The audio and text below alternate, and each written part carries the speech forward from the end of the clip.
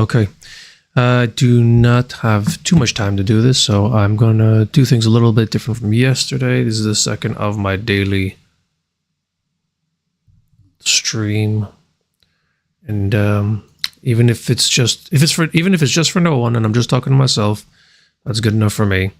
If one person watches or even cares, that's double the fun. So I used AI to search engine optimize my stream, and I've picked out a couple of articles and videos ahead of time this time, instead of just fumbling through whatever was there. But this is the stuff that was curated to me by MSN, by my browser, by the Copilot engine that's inside of it. So curated by Copilot, because I'm using it using former Explorer, also known as Edge. And I thought, yeah, I'm gonna run with it. I'm gonna lean into this a little bit. I was talking about it yesterday. So here it is. What I'm going to go over. And also, yeah, I picked them out based on the headline. So this is, if you will, the clickbait that baited me. Gen X frustrations is all in the description. I let Copilot summarize it for me.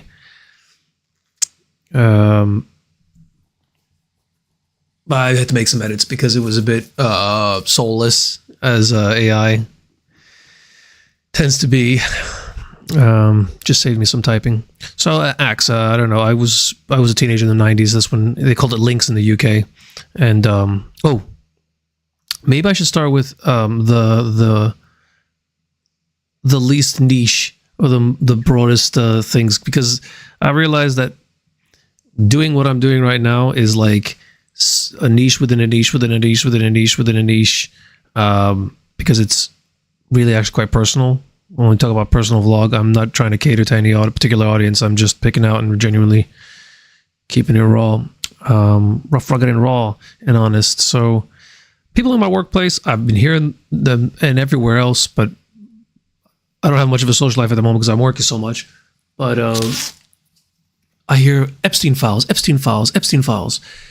So I'm like, okay. I saw a documentary about Jeffrey Epstein on Netflix, the one that, whatever it was called, Filthy Rich, and his partner, Gilliam, what's her name? Ages ago, when that was new. And that's it. I was just like, I assume I know everything about the whole thing. And then I heard Donald Trump talking about it, like, at one of his things, and that's what piqued my attention. People were talking about it at work as well, but that's when Trump was talking about it, and I could tell that for him to be talking about it, saying America needs to move on past it, maybe move on past it, and I know that he's a kind of guy that is always about the bottom line. So I thought, this must be disrupting something. This is moving the needle on the markets. Somebody at work was talking about the markets. I was just like, oh, okay. Uncertainty. And I thought, what is in these files that is new revelation? And it must be like, obviously, something to do with big head CEOs and whatnot, peoples that are... So anyway, without further ado, I'm going to lean into this and see. Jeffrey Epstein during his final decade? At The Economist, we have analyzed 1.4 million of... Who had the most contact with Jeffrey Epstein during his final decade? At The Economist, we have analyzed 1.4 million of Jeffrey Epstein's emails. We found the 500 figures who appear most often and analyzed their relationships with the sex offender, building a picture of the people in consistent contact with Epstein after he pled guilty to soliciting sex from a minor. Oh, he did that, did he? This is a list of some of the most well-known figures that appear in Epstein's emails. David Stern, an aide to Andrew Mountbatten Windsor. Larry Summers, the former U.S. Treasury Secretary. Whoa, that's a big one. Ghislaine Maxwell, Epstein's associate who's been convicted of sex trafficking minors, were all in consistent contact with Epstein. Our data shows bankers, LinkedIn founder, the venture capitalist, hundreds of times a month, Microsoft founder, like Bill the Gates, physicist Lawrence Krauss, and the banker Ariane de Rothschild. To understand just how much Epstein's network reached into almost every area of society, We've also divided the top 500 people by their industry. If you exclude Epstein's emails with his staff and business partners, 19% of messages with his top correspondents were with financiers, like Jess Staley, the former CEO of Barclays. 17% were in academia, like the immunologist Boris Nikolic. They were politicians, like Peter Mandelson, Britain's former ambassador to the US, and Ehud Barak, Israel's former prime minister. And people from media and entertainment, including the publicist Peggy Siegel, the journalist Michael Wolff, and the... So this is who he was in contact. They're breaking down the people that he was in contact with. It's nothing to do... It doesn't necessarily mean that all these people were in contact for this wealthy and influential person because of, you know, diddling with kitties. If I'm understanding this correctly. The filmmaker Woody Allen. The list also contains at least 18 current... Guilty by association, right? Former billionaires, including Peter Thiel and Elon Musk. Okay, he was rich and he had rich friends. Okay, we get it. All of them were in touch with Epstein after his plea admitting to sex offenses in 2008. After, okay. Most of Epstein's correspondents say they didn't know about the scale of his crimes. For all we know, the contact after he admitted it could have been, hey, fuck you, pedo, you know, go fuck yourself. The context of those contacts, do we know that? In such a vast data dump, the quantity of emails alone doesn't give you the full picture of the nature of their relationship. Right, exactly. So we mapped the number of emails sent and received.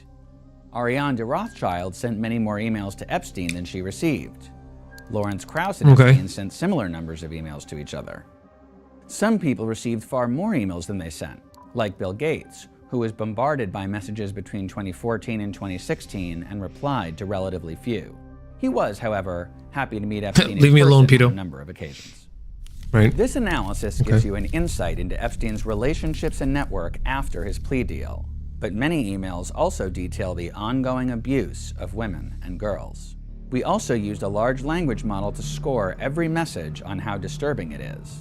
And buried among 1 million mundane missives are over 1,000. That means that they used AI. I've done this. I've done this for a client who shall remain. Marketing, you know, they were had graded the quality. I've done it before. If you're in marketing, you'll know this. You grade leads, and then based on the quality of the leads, it prioritizes for salespeople who they should track down, or who they should go after, who they should invest more resources in going after, and why. They're doing the same thing. I did do it with an AI language model. Saved me loads of time.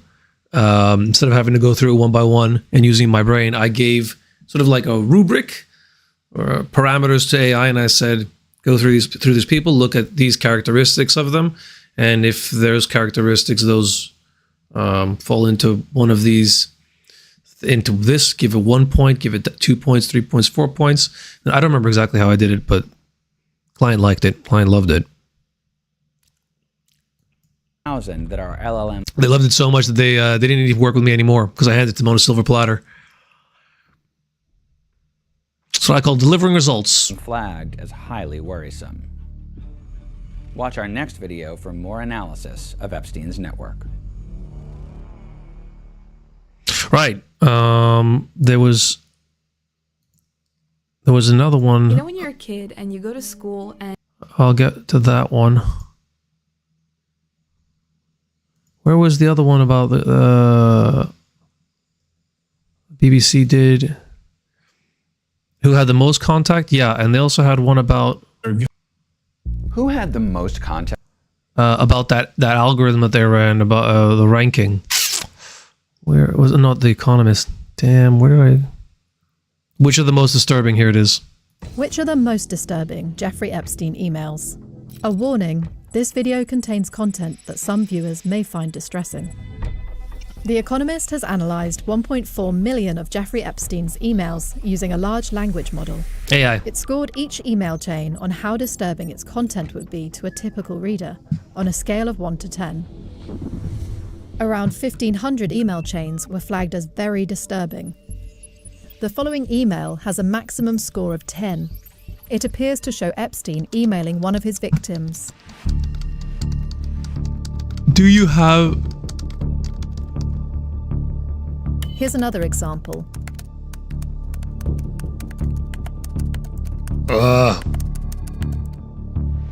What's also concerning is the significant amount of communication from other alleged abusers, whose identities the Department of Justice has inexplicably withheld. The sender of this email is redacted.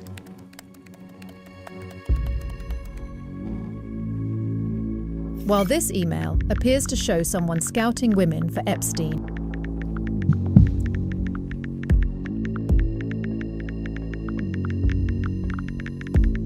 So these are the rank 10 ones. Getting my blood boiling. This author is also redacted. Okay.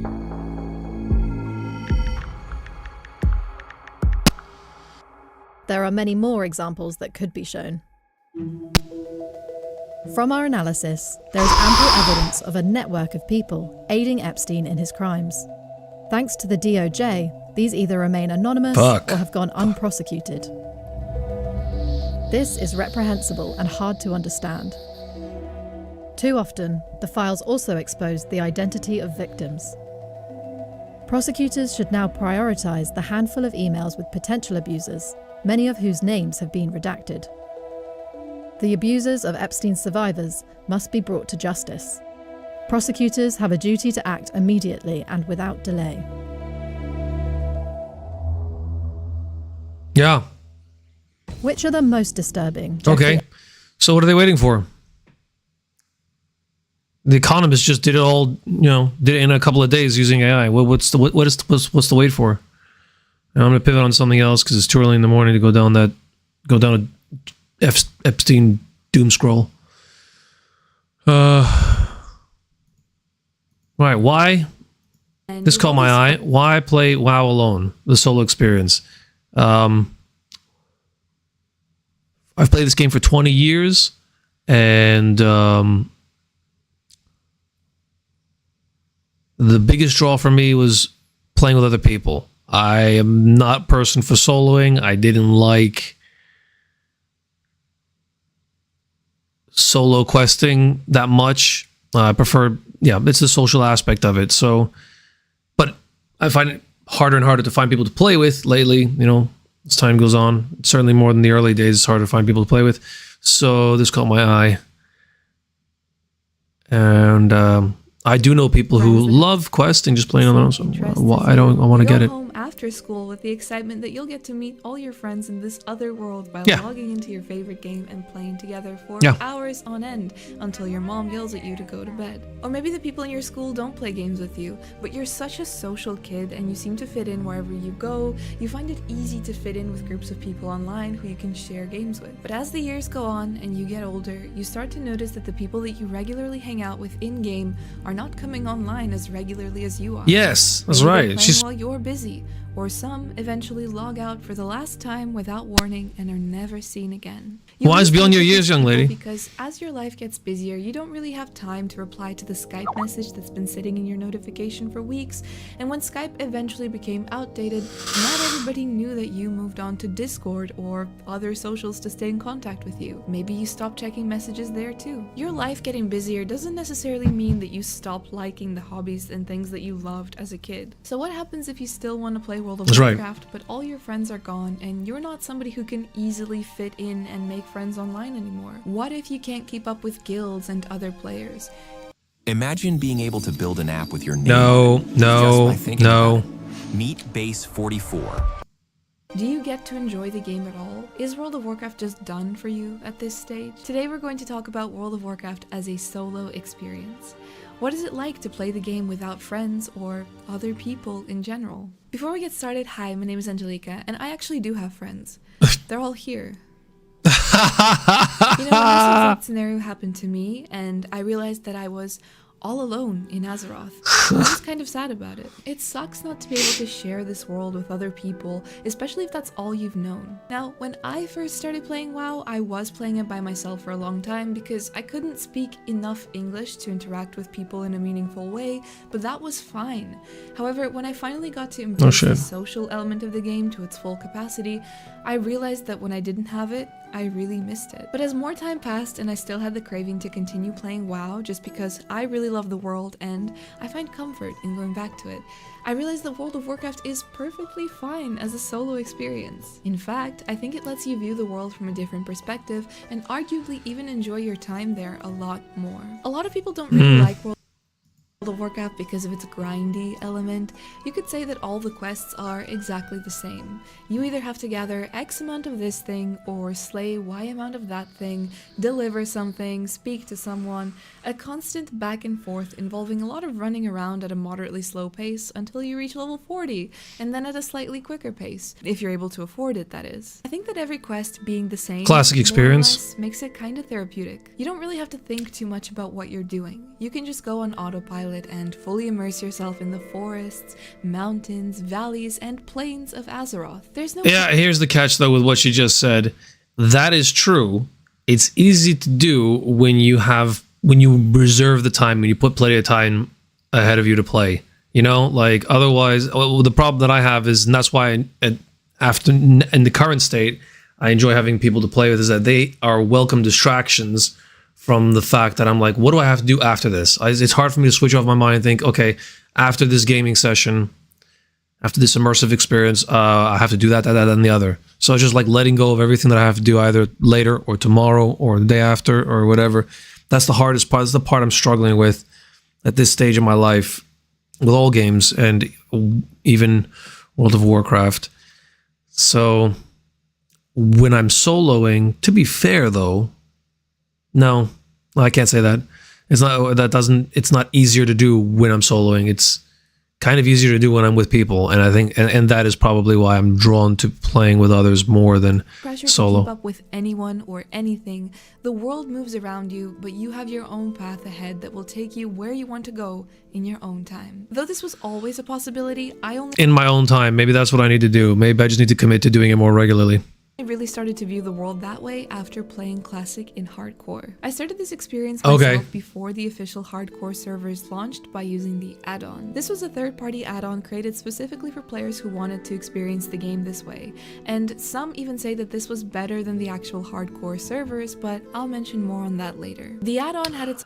Wow. Okay, that shuts me up pretty good. I was talking retail. She's talking...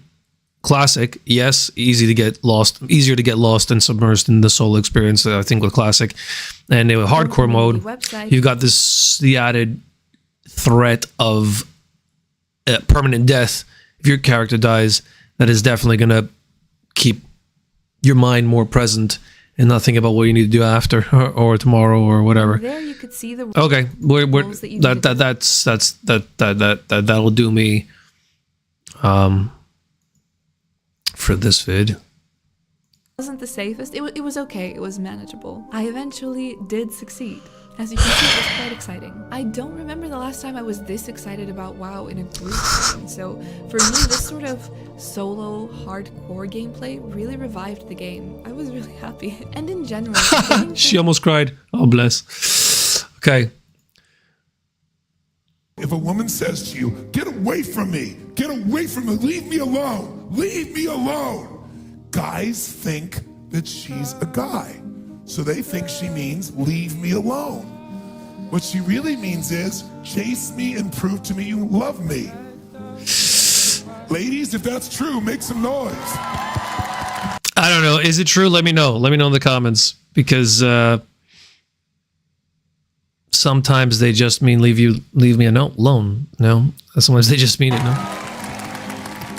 So I understand, in a masculine, logical world, if a guy says leave me alone, you leave him alone, because that's what he wants.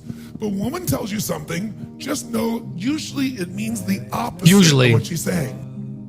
Usually, sometimes it means leave me alone.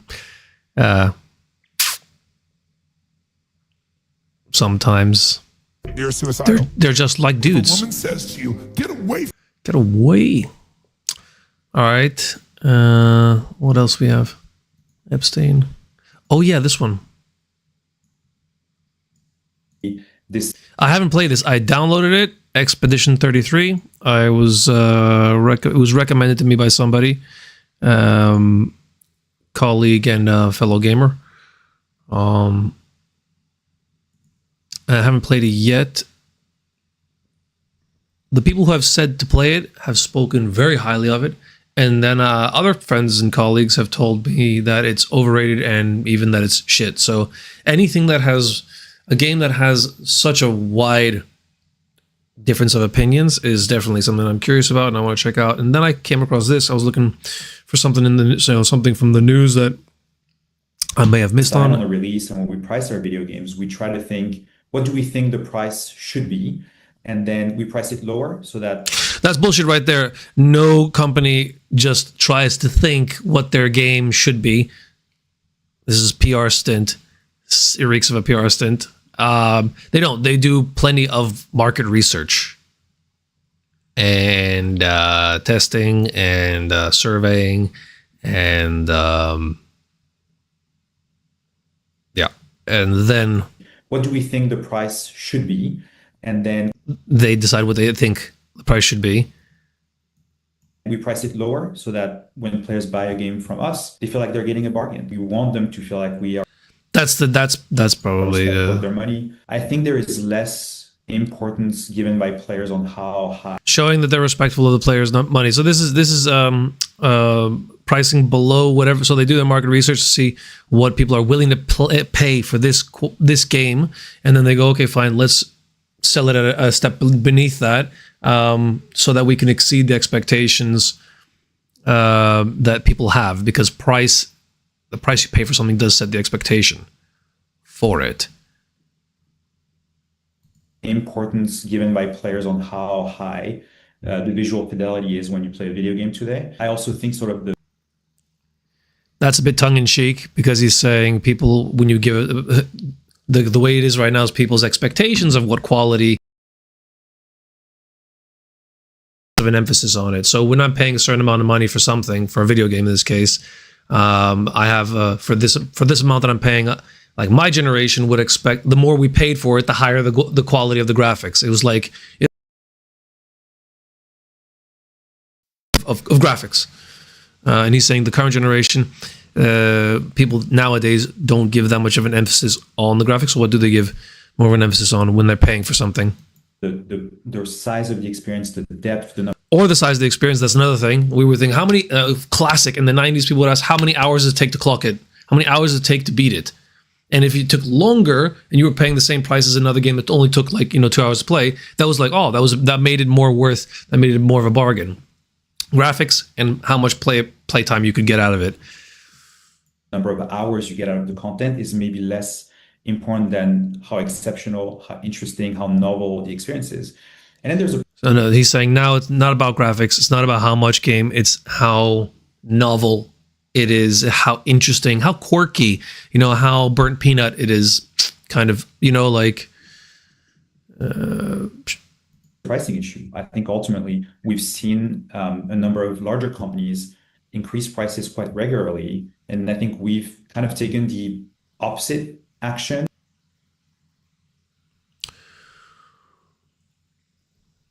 What? Opposite action. Kind of taken the increase prices quite regularly. A number of larger companies increase prices quite regularly. Right. That is a different kind of strategy. So that's it's saying, I think what he's hinting at is some companies do the opposite of what they're doing. Well, he is not. He's saying we do the opposite. If they're finding what people are willing to pay for something and then charging a bit less than it, he's saying that other companies are finding what people are willing to pay for it and charging a bit more for it, maybe because it creates the perception of value, because people look at the price and have a certain expectation of what quality they're going to get from it. With Expedition 33 saying, we want people, once they play it, to kind of be like, immediately, oh, this was great. This was a bargain. This is, a great buy, as opposed to what other companies are doing that he's saying, where they're kind of going, oh, haha, gotcha. We've already got your money now. So, and then the players are more committed to it because they've invested more money. And now I've spent all this money on this. I'm going to spend my time on it, almost like finding a way to justify the purchase in their minds and in their hearts and in their souls. Okay, we've seen that. We've seen these. Okay, we've seen the videos. Now, what do I have for text? These articles. Oh, yeah, this is something that's... simplification, World of Warcraft, of the class system. So World of Warcraft has been slowly over the past, I think it's been doing it for a couple of years now, very slowly, with click casting being one of the first things that they did, absorbing add-on functionality. So add-ons were parts that were not built by the game by Blizzard, the game developers of World of Warcraft. They were built by players and other communities that would help make complex things of the game less complicated and easier to do. So like the best players, the people who could perform the best at World of Warcraft, to perform the best, you needed to also be a master of these add-ons on how to use them and stuff like that. So it was like hyper nerd stuff, hyper gamer nerd stuff, to the point of like World of Warcraft, long-time World of Warcraft players. A lot of the people from my generation that still play it and have been lingering on the brink of whether they should stop doing it. The ones that even did the add-on spinning and the updating and the blah blah blah, even they had to apply their nerdiness somewhere else, like a real job or something. And now they cut the classes, whether you're a rogue, warrior, priest, whatever. They made them more simple because they admitted that at one time, at the peak of, a lot of people are like, oh, I was playing since vanilla. I say that too, but I think the peak of the add-on nerdiness came a few expansions after. And I'll admit this right now, because like I said, even if I'm just admitting this to myself, it's because no one's watching or going to watch it, maybe, I don't know, whatever, that for me, the best experience I had was before any of the expansions. The original vanilla version, and every add-on that came into the game, and every expansion of the game that came along diminished it a little bit more for me. Yeah.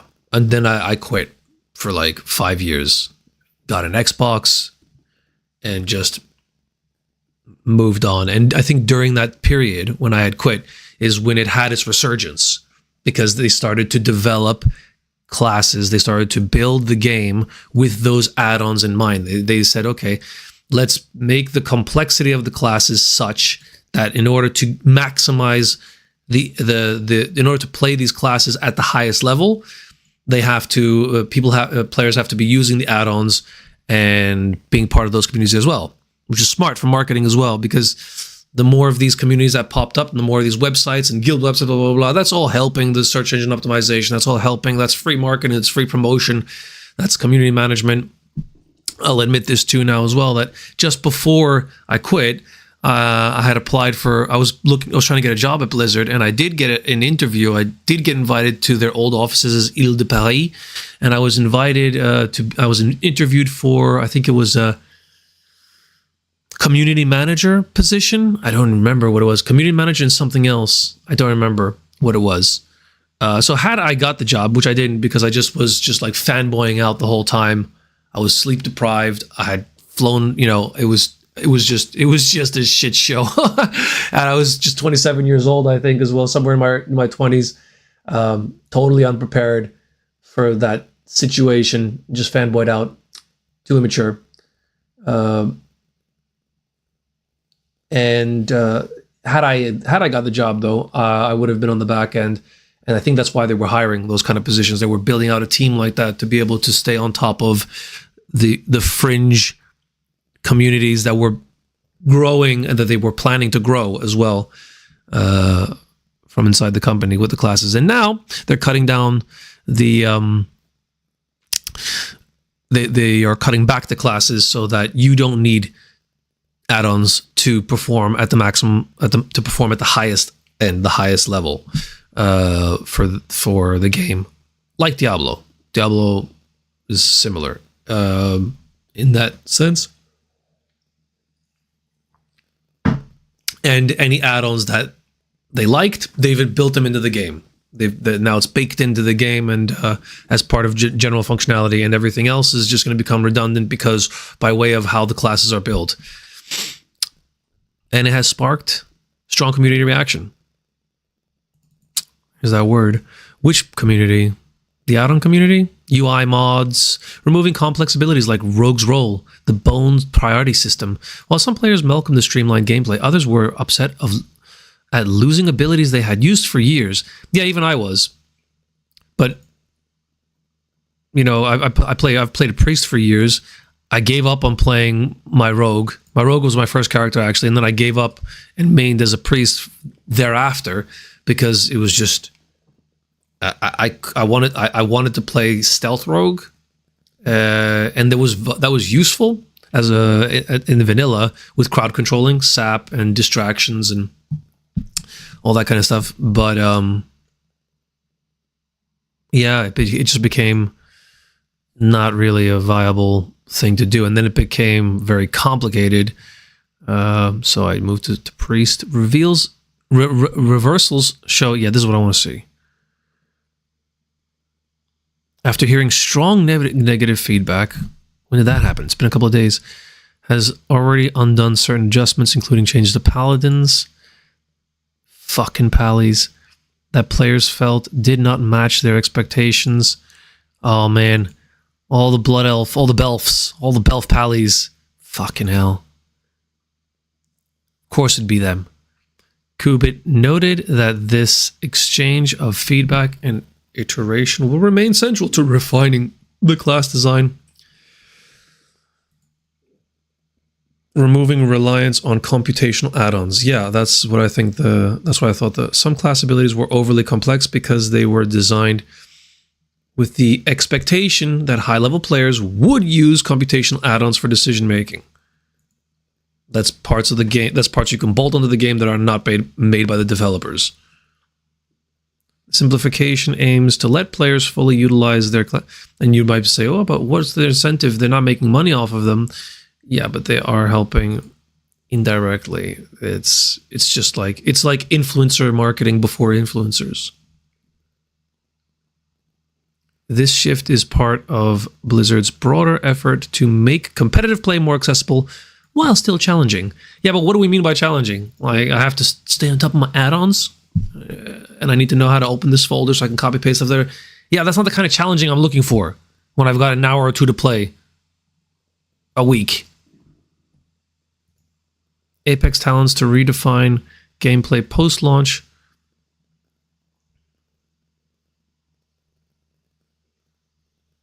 Each Apex talent. This is making my mouth drool. I like the sound of Apex talent, is designed to significantly alter how class plays, and Blizzard plans to tune them based on player experiences. The major feature, along with the new level cap of 90, is expected to drive post-launch balance adjustments. Okay, whatever that means. I'm not sure what this means. I'm not sure what they're talking about. To be honest with you. Some people complained. They're going to undo some stuff. Those people are paladins. Got it. Men face hidden mental health crises. Is it over WoW? And data shows 23.1% of American adults live with mental health condition by nearly, I expected it to be higher. 1 in 5 men affected. Men are twice as likely as women to die by suicide. I thought it was 3 times more. Actually, I thought the hardest sticks was like 5 times more. Face higher rates of ADHD, substance use disorders. Yet only 41.6% of men with mental health conditions seek treatment compared to... Right, so women seek out therapy at the drop at the first sign of a symptom, and men try to fight through it on their own for months, days, months, maybe even years.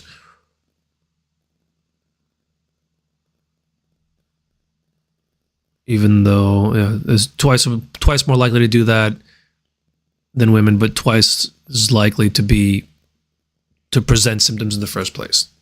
Got it. Social norms fueling stigma. Yeah, this is something like I was thinking about this today, last night at work. And the morning when I was here again talking on the live stream about anorexia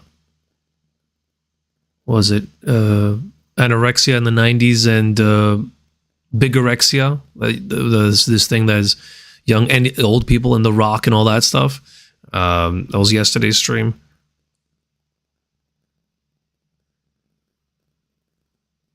The social norms that are fueling stigma are probably worse now. Younger people and old people in general, men in general, have it worse than before, because, you know, like The Rock's not allowed to look weak contractually, and, you know, you'll never get a girlfriend, you'll never get a girl to like you ever again unless you're jacked and hairless and with a perfect smile, and, you know, you were never weak. You always know what needs to be done, and you do it like a real man. You know, like, it's going to get worse. Studies show higher depressiveness reduces the likelihood of men sharing feelings and key step towards care. What does that mean? That means the more depressed men are, the less likely they are to seek out help. That seems like a black hole of sadness. Many internalize the belief that seeking support signals weakness. Can't have that. Can't hire The Rock if you're going to make him look weak. The Rock doesn't do weak. Further isolating them and worsening mental health outcomes. Yeah. Redefining masculinity for better health. Emotional regulation as overlooked health need. Men's health reports that while men are investing in fitness, nutrition, longevity practices, emotional regulation often remains absent in the conversation. So, yeah, who cares about feelings if I'm ripped and taking all my macronutrients and,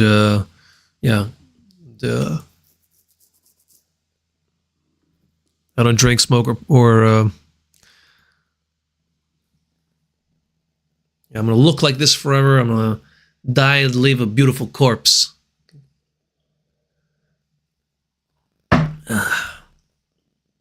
With a Woody. Without skills to manage anxiety, though, frustration and hopelessness, challenges such as depression, isolation, and strained relationships can persist.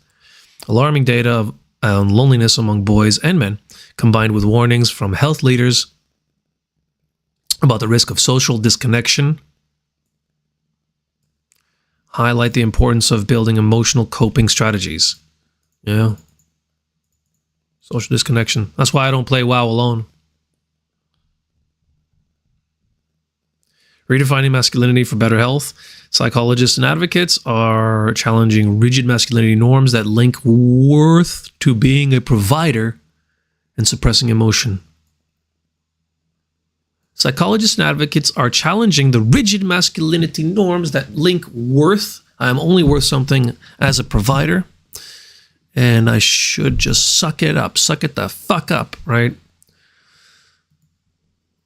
Campaigns and male role models are reframing vulnerability as a strength, encouraging men to seek help without shame. How exactly? Is this just all just fucking talk? I don't see it. All I hear is The Rock. You can't hire The Rock if you're going to make The Rock look weak, or if you can't put The Rock in a fight scene if he's going to lose or even miss a punch. You can't take a punch. Rock can't take a punch. It's not how The Rock rolls. Peer and group therapy settings are proving effective in reducing depression symptoms and fostering connection. So are Mythic Plus dungeons, I think, and raids. That's it? That's all they got? Okay. Surprising power of speaking up. Rethinking masculinity. Oh, it's a separate article, is it? Oh, I see. These Copilot suggestions are Copilot created articles. Uh-huh. Yeah, I was chatting with it about The Rock and stuff. So this is masculinity in transition. These trends have fueled national disclosure about a masculinity crisis. Yeah. Yeah, I wrote an article about this like a year ago as well. That's somewhere in the in the AI's memory. Right. Moving on though, let's not go too far down one thing. I want to get through these. The masculinity thing. These video games this should be a quickie. I was just curious to see what made the list of games that should never have had a sequel. Is that... Yeah, that's Doom. Subnautica. Don't even know that one. Mario and Rabbids Kingdom Battle. Never heard of Rabbids Kingdom Battle. Horizon Zero Dawn. Yeah, I heard about that one. Never played it. Didn't even know it had a sequel. Overwatch. That's interesting. I beta tested the first Overwatch, and I do play Overwatch 2, and I still don't get why it's Overwatch 2. It seems like just Overwatch to me. I don't see the difference. Overwatch 2 often felt like a rebrand built around new business scaffolding rather than a new identity. With the switch to 5v5 and a big shift in progression monetization becoming the story people couldn't ignore. The biggest promise was a deeper PvE direction. Bullshit. And I think that's just come now though. I haven't looked into it. Left asking what the 2 was really for. Yeah. Yep. That's right.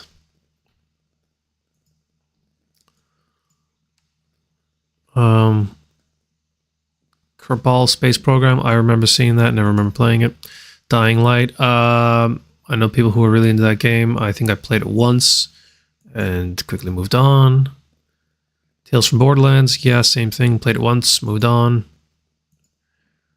Assassin's Creed. Black Flag. What isn't Black Flag? There was Black Flag 2. Was there a Black Flag 2? I guess so. Black Flag should have stayed the high water mark, not the beginning of a scramble to replace it. There's a reason people still talk about shanties before they talk about stealth. The sea was the star, and the series felt wide open in a way that it didn't before. Sailing, boarding, upgrading the ship. Yeah, I think there was like spin-off games. What's that one with the pirates? Now you can be a captain of your own ship. I remember. Those loops made... Okay. Ubisoft clearly knew it had something special, but Assassin's Creed Rogue recycled some naval DNA without recapturing the spark. None of that is bad, actually. It's just long... I'm not sure what they're saying. So Assassin's Creed Rogue. I was more of a Hitman fan and Splinter Cell, so that was enough from the stealth gaming in my gaming diet. I didn't have time for Assassin's Creed. I think I played just one of them. Isn't there like 7 of them or something? The Last of Us. Yeah, I played that. That was cool. I didn't know it had a sequel. Payday 2. Nope. Borderlands 2. I think I played Borderlands 1. Rage. Nope. Gears of War 3. Interesting. My brother's a huge fan of this. Endings are rare in big franchises. Gotta milk that cash cow. Hit your extension strategies. Keep going. Co-op was still the heartbeat. Split second revives. Synchronized pushes. Blah, blah, blah, blah. Gears of War Judgment shifted the formula. Then Gears of War 4. Gears of War 5 had a reboot. Blah, blah, blah. Emotional center until under a new studio. Blah, blah, blah, blah, blah. Yeah, I tuned out after Judgment. That's true. That resonates with me. If the point was catharsis, Gears of War 3 already delivered it, and anything after can feel like the lights back on mid-credit roll. Was for me. So, yeah, I agree with that. Dead Island, nope, never played it. Dead Space 2, I think I played the first one. I got like first for like an hour or two. Yes. Mass Effect, same. I played Mass Effect for like a couple of levels. That's it.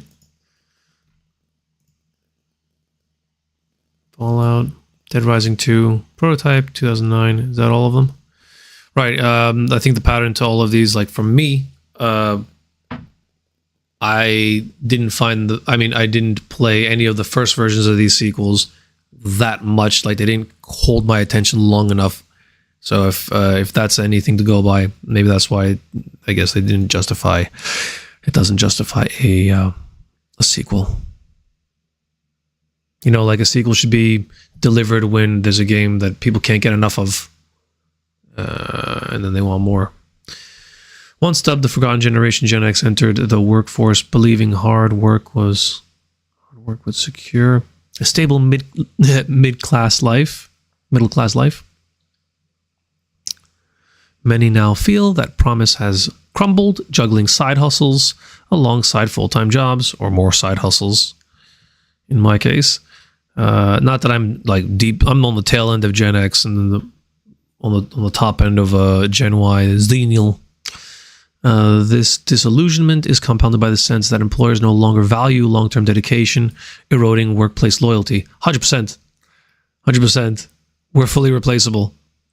They don't care about our loyalty. Gen X recalls being told that steady effort would yield home ownership, career progression, and financial stability. I still hear this. I still hear that voice in my head sometimes. It's so like programmed into me. I imagine for older Gen Xers, it runs deep in them, I'm sure. Instead, it's just an echo in my head. Instead, they have faced setbacks like the housing market collapse and pandemic disruptions, which undermined retirement savings. What retirement savings? And job stability? What stability? These experiences have fueled skepticism toward corporate promises. Yeah. We'll see. We'll see about that one. I've only just entered in my 40s, I decided to enter the corporate game. I had a millennial style skepticism of it with, it was that paradox I was talking about yesterday about with Xennials. We're part pulled by the skepticism of the corporate world that millennials have, but at the same time we have echoes of this financial stability, career progression, home ownership is that way. We're just like, which is true? I don't know. Burnout, shifting values, and the pursuit of balance. This is what they say, Xennials, what we supposedly have mastered, because we hear both sides. We have echoes of both, and we've kind of assimilated it into a balanced presence. We're kind of like the yin and yang between the Y's and the X's, the pursuit of balance.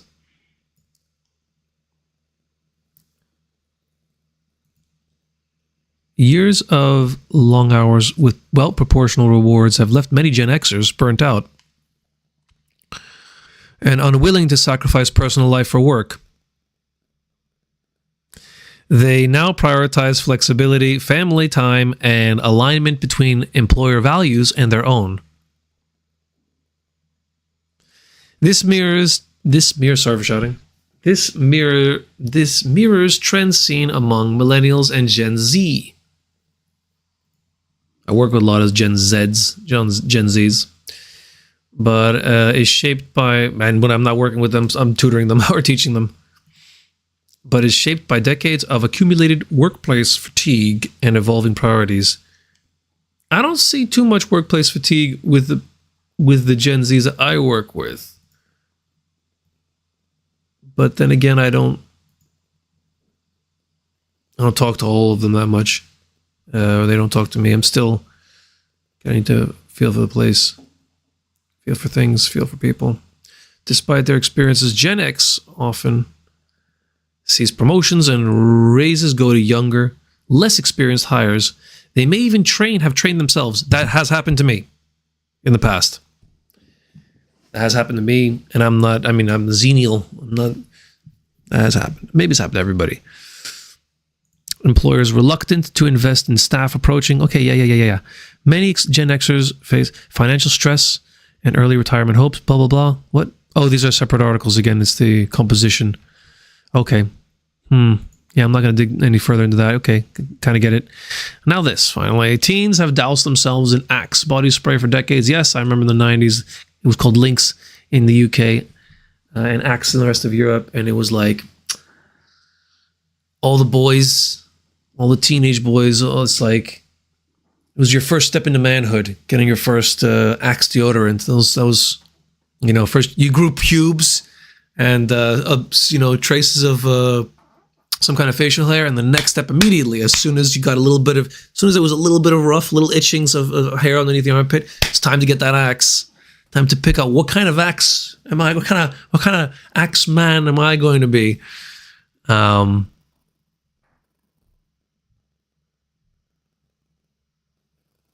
Axe body spray is well aware of its reputation. Teenage boys have been drenching themselves and their surroundings in its scents for decades, and drawing complaints and choking coughs for just as long.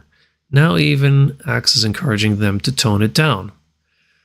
Before I go on, I gotta admit also, like, when my time came, when my little peach fuzz started to come through, I gotta admit this, right? This is supposed to be cathartic. I did not want Axe. I didn't. I remember eventually I bought one little roll-on of Axe Africa because I felt like I had to, and I never used it. What I did instead was I bought a designer cologne because I just liked it. I just thought it smelled better. I didn't get, I don't know, I was kind of put off by the smell of Axe. I was a late bloomer, so that smell going around all the other boys who hit puberty before me and were just like hitting it constantly, it just in my mind it just put me off. It just annoyed me. So when my time came, I just had a different view, or a different aspirations, I guess. So I was not drenching myself in Axe, and the teenage boys that made me cringe. Young men that still do also make me cringe.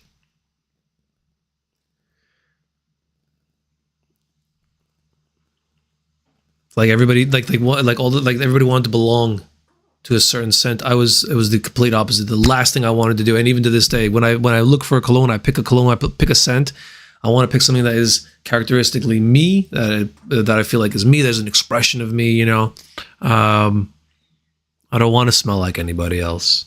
I don't want to smell like any other boy or guy or whatever. I don't want to smell like fucking David Beckham or whoever it is. To promote the change, Axe running a campaign called The History of Overdoing It. Overdoing it. Right. Yeah. Fuck, I remember those locker rooms in high school. The smell. To this day, it's like if I get that smell of like layers of different, you know, flavors of Axe, the Axe plume, I don't know. It makes me angry.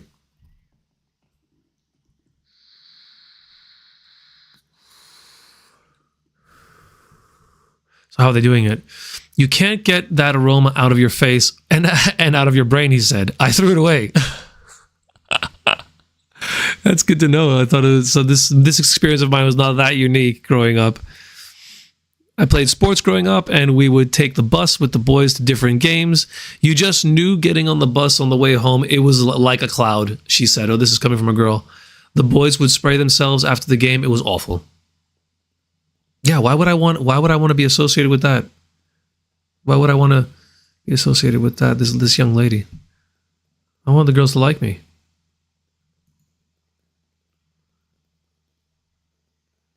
I want to hold their hands. Some cologne from Abercrombie & Finch for her son. So she would avoid any repeats when she settled on some cologne. Aha. But later her husband bought a bottle of Axe for him to use after tennis practice, like a real man. Thankfully, the school doesn't allow aerosols.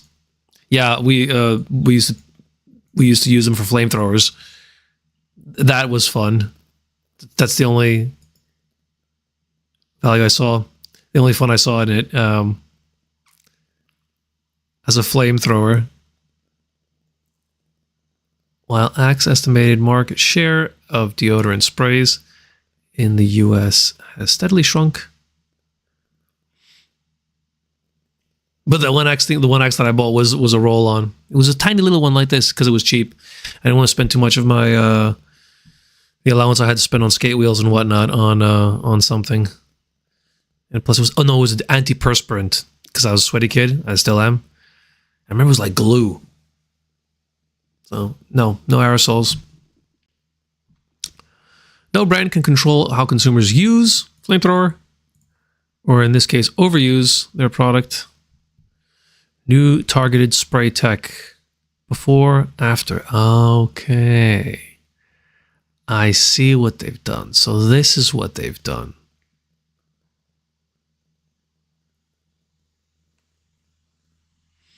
Right. No more of this creating the plume, creating an aura of manliness. Manliness in a can. Right, okay.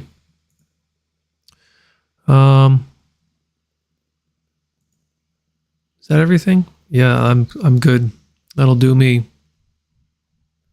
for switching gears after work. See you tomorrow, I guess.